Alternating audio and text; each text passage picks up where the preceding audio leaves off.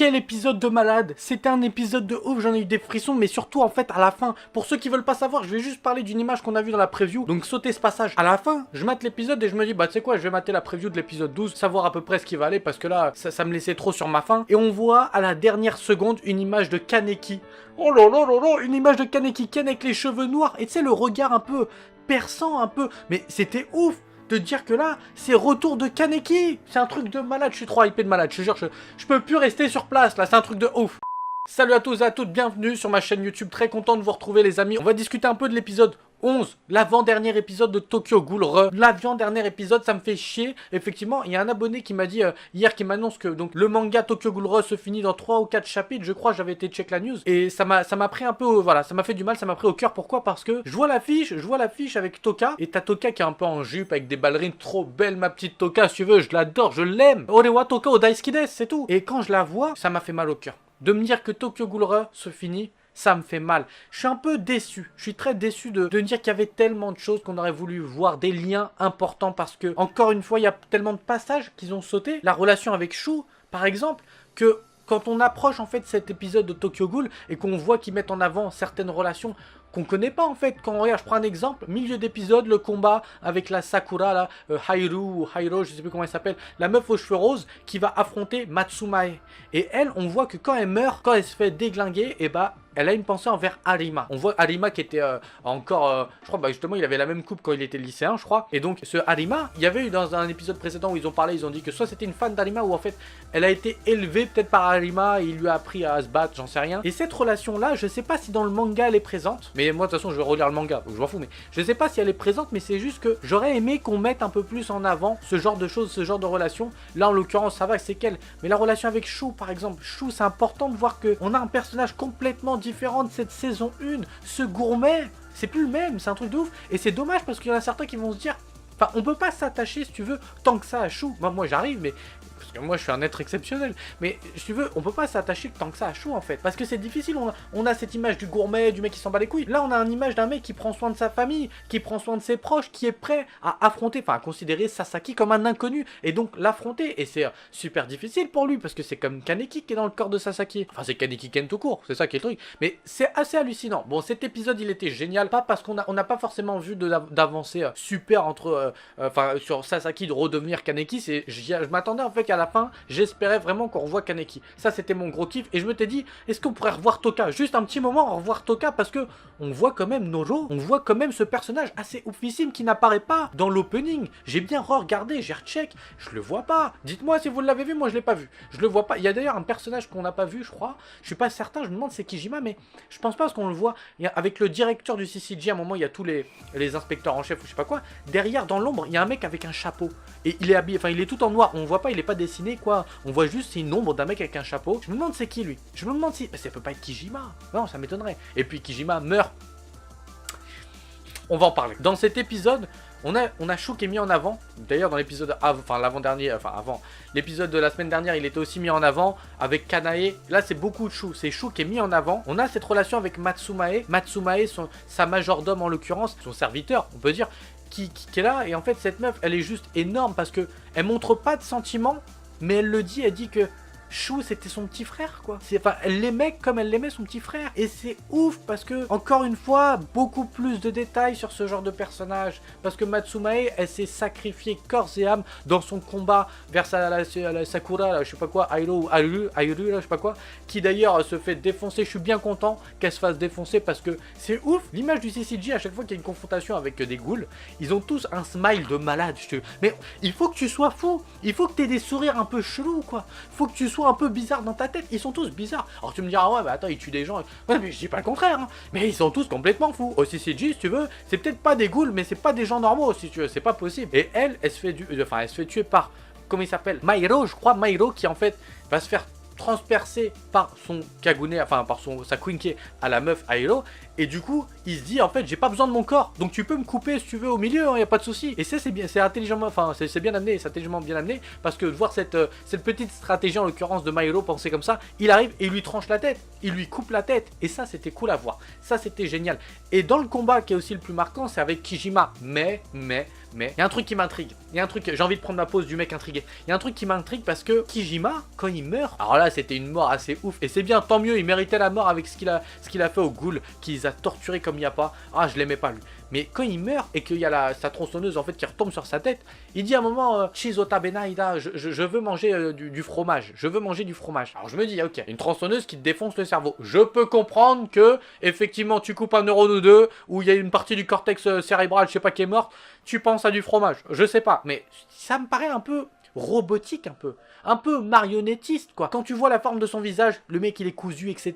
Tout ça c'est parti du corps, tout ça. Y'a que moi qui trouve qu'il est pas humain ce mec. J'ai l'impression que Kijima c'est peut-être pas qu'un homme. Enfin je sais pas. Voilà, j'ai envie de te dire, j'en sais rien. Soit il est mort effectivement, c'est du passé. Soit on le revoit et Kijima, bah c'est une création quoi. Et la création de qui? Bah du majordome. Le majordome qui est un enfoiré qui va se servir des autres, de ses potes là, de ses sahabs, et qui va les mettre devant en tant que bouclier, et qui va crever les yeux à Matsumae, d'ailleurs qui va lui mettre malheureusement le coup de grâce à Matsumae, et ça m'a fait un peu de peine, ça m'a fait du mal. Franchement je pensais qu'elle accompagnerait Shu, parce que là je me dis que Shu, il perd Matsumae, il perd Mairo, il perd tous ses collègues. Va-t-il perdre Kanae? Moi je pense que oui. Je me dis que Kanae peut-être qu'il va mourir. Donc Kanae il a une santé super fragile, on le sait. Parce qu'on a un flashback de Kanae où on apprend son histoire un peu. Sa mère est morte, tombée malade. Ses frères se sont sacrifiés pour lui. Kanae je pense que c'est foutu. Personnellement je me dis peut-être, alors il pourrait le faire revivre. Mais on sait qu'il a été manipulé par Eto. Tu vois, elle lui donnait en fait des noms comme des synonymes. Enfin il disait, je crois, lit, il disait dormir. Enfin des trucs qui... Pour lui, en fait, c'était des associations d'images. J'ai un peu envie de dire que c'est presque une méthode. Alors, il y a un nom à cette méthode. Mais d'ailleurs, j'ai oublié le nom. Il y a un nom dans la psychologie, en fait, ce qu'utilisaient Freud et d'autres psychologues. Quand tu dors et que, en fait, tu fais des rêves, et ben chacun des éléments, c'est une chaîne d'association, en fait. C'est-à-dire que chaque élément a un lien avec un autre, etc. Et c'est un peu ce qu'elle utilise. C'est exactement pareil. La méthode cathartique, c'était par Brouwer, en fait. Un sahab de Freud, je crois, dans ma tête. Bref, et en fait, ce qui se passe, c'est que de par l'hypnose, on va essayer de chercher des éléments à l'intérieur de toi, de les associer sur ton rêve. Par exemple, tu as vu un phare rouge lié avec un chameau. Ça me demande pas pourquoi, mais genre un truc comme ça, bah il y a un lien. Et c'est un peu ce qu'elle utilise dans la manière qu'elle reformate. On a l'impression que Kanae, elle est en train de le formater. Elle est en train de le reprendre et d'en faire un autre personnage qui va couper le bras à Sasaki. Ah moi ça m'a rendu... Oh, est-ce qu'il va le retrouver? Parce que je veux pas un Kaneki, moi sans bras, c'est mort. Bah ça pourrait être badass, mais non, je veux qu'il retrouve son bras. Je me dis, en plus son bras il est tombé. Et je me suis dit au moment où son bras est tombé, j'ai pensé à Hideyoshi. Ça aurait été trop cool de voir genre Hideyoshi arriver, tu sais, récupérer le bras. Et genre se confronter avec Kaneki Ken dans le prochain épisode. Ça aurait été pas mal, franchement ça aurait été pas mal. Mais je pense pas que ce soit comme ça que ça va se passer. Bref. En tout cas, ce qui s'est passé ici, c'est qu'il y a eu un deuxième combat en même temps que Matsumae, Hairo, Kijima qui meurt, et Matsumae, la pauvre encore une fois, qui se fait crever les yeux par Furuta, je crois que c'est son nom, qui est lui, je vous l'avais dit dans une review précédente, on le voit dans l'opening, il a l'air d'être super intelligent, il masque, en fait c'est un manipulateur, il nous donne une apparence différente de ce qu'on pouvait imaginer sur sa personne, il prétend être faible ou fragile, un truc comme ça, et en fait pas du tout. Mais, qui est à côté, c'est un autre combat qui va se passer avec Noro, et Noro... Qu'est-ce qu'il est balèze. Noro, c'est la première fois, je crois, à part la chouette, peut-être, qu'on voit en fait une sorte de ghoul qui est vraiment une créature en soi, quoi. Une véritable créature. À part la Eto, je crois que, si je me trompe pas, c'est le roi Borgne. Un truc comme ça. Il y avait un truc, une histoire comme ça dans la saison 2, je crois, du roi Borgne, ou je sais plus quoi, mais bref. Et elle, bon, elle est chelou, ça on le sait. Et le vieux aussi, dans la saison 1, celui qui tient le café, d'ailleurs, qui doit être le père d'Eto, je crois, un truc comme ça, effectivement, qui avait abandonné leur enfant dans une bouche d'égout, je sais plus quoi.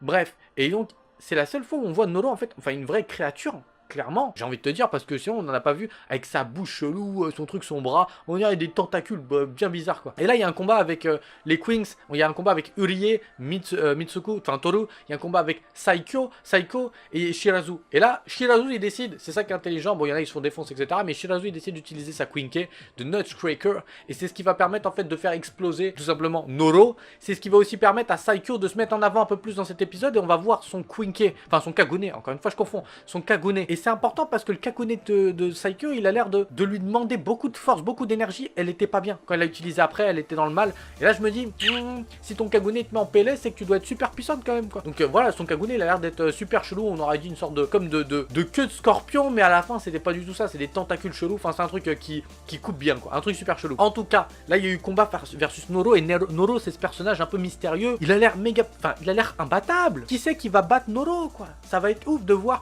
Noro se confronter à d'autres personnages dans le futur. J'ai hâte de voir ça. On sait pas trop comment ça finit vis-à-vis de ce combat. On repart direct sur Sasaki qui va affronter Shu. Et là c'est un peu ça me prend un peu au cœur parce que dès que Shu voit Sasaki, quand il arrive tout en haut du toit, il le regarde et il lui dit quelle tragédie, quelle farce en fait, quelle farce. Vous vous foutez pas de ma gueule un peu. C'est ce qui balance parce que affronter Sasaki, c'est un peu lui détruire le cœur. Il vient de perdre sa famille. Et là, en face de lui, il a Sasaki. Enfin, je veux dire, c'est un hype pour lui, c'est un frère Sasaki. C'est sa famille. Et là, il doit l'affronter, ça m'a fait mal au cœur. J'étais là, je me suis dit, mais il décide de passer outre et c'est un Shu qu'on n'a pas connu. Franchement, c'est une personnalité ici que j'adore. C'est un personnage que j'adore et dans la saison 1, je m'en foutais complètement. Tu vois, et là, dans cette saison, il est génial. J'ai envie d'avoir un développement sur lui, sur sa personne. Là, on l'a assez vu quand même sur 3-4 épisodes. Maintenant, mettez Toka parce que je pète les plombs. Mais à l'avenir, je serais curieux de le voir. Là, on a un combat. Il y a Kanae qui intervient, qui va découper le bras de Sasaki. Et on a tout le psychodrame que je vous ai raconté sur Kanae. Mais juste après, c'est ça qui m'a rendu fou. C'est Sasaki qui est plongé en fait après avoir battu clairement Kanae. Et d'ailleurs, il y a un élément important aussi là. Il y a un élément super important. Sasaki, quand il est inconscient et que Kanae le tient au-dessus au-dessus du vide. Et Sasaki a un souvenir d'Arima. Ça n'a pas été développé. Est-ce que ça sera développé après? On dirait qu'Arima, mine de rien, si tu veux, dans la compréhension comme ça, je sais pas, il lui dit à un moment, relève-toi, t'es ma Quinke, en fait, t'es un outil. Clairement, t'es un outil. Il se bat contre lui, il le forge, entre guillemets, et il lui dit, à part si tu veux mourir à nouveau. Et Sasaki, il pète les plombs, il a peur, il se réveille sous le choc de ce trauma, cette émotion. Il se réveille, il dit, c'est mon corps, c'est le mien. C'est-à-dire, mon pote Arima, qu'est-ce qu'il faisait avec le corps de Sasaki hein? Parce que je me demande s'il le tuait pas, ou genre, il le torturait à fond. Enfin, le pauvre, mon pote, Kaneki, le skin, il se fait torturer avec Jason. Ça se trouve au CCG, il a payé tellement cher. Mais le mec, il a rien demandé dans sa vie. Il était là, il était dans un café, il voulait pécho. Et le mec, il finit... le truc de malade, c'est un truc de ouf. Après ça, globalement, qu'est-ce qui se passe? Il est face à Kanae. Et là, t'as justement Shu qui empêche Sasaki de tuer Kanae, en l'occurrence ici. Et il y a Sasaki qui pense et qui dit à un moment... Ça m'a rappelé un souvenir, cette scène, cette situation. Et il dit une phrase vis-à-vis de l'éducation de ses parents qui ont raté son éducation ou je sais pas quoi. On a une image de la chouette, de Eto qui arrive. Incompréhensible. Incompréhensible pour moi. D'où vient ce souvenir? D'où vient cette phrase? Est-ce que cette phrase provient du manga? Est-ce que cette phrase provient de l'anime et que j'ai complètement passé ce passage? De qui? Les parents, c'est qui? Les parents de Sasaki, ça m'étonnerait. Vu qu'il y a une image d'Eto, on pourrait supposer que c'est une phrase d'Eto. Et on pourrait supposer aussi que dans la saison 2, si Kaneki a fait partie d'Aogiri, alors que dans le manga, normalement, c'est pas le cas. Est-ce que quand il était à Aogiri, il y a eu un truc avec Eto? J'en sais rien, je suis perdu. Mais en tout cas, c'est ce qui s'est passé. Et c'est ouf, parce que c'est dans ce prochain épisode, c'est dans le dernier épisode avant la pause, que Kaneki Ken va revenir. J'ai hâte de vous parler de l'épisode 12. J'ai hâte de voir le prochain épisode. Dites-moi ce que vous avez pensé de cet épisode dans les commentaires. N'hésitez pas à me donner votre avis. Vraiment, vraiment, ça va être un truc de ouf. On se retrouve pour le prochain épisode. Sur ce, les amis, je vous dis force et honneur comme d'habitude. Je vous porte ici. À la prochaine. Ciao.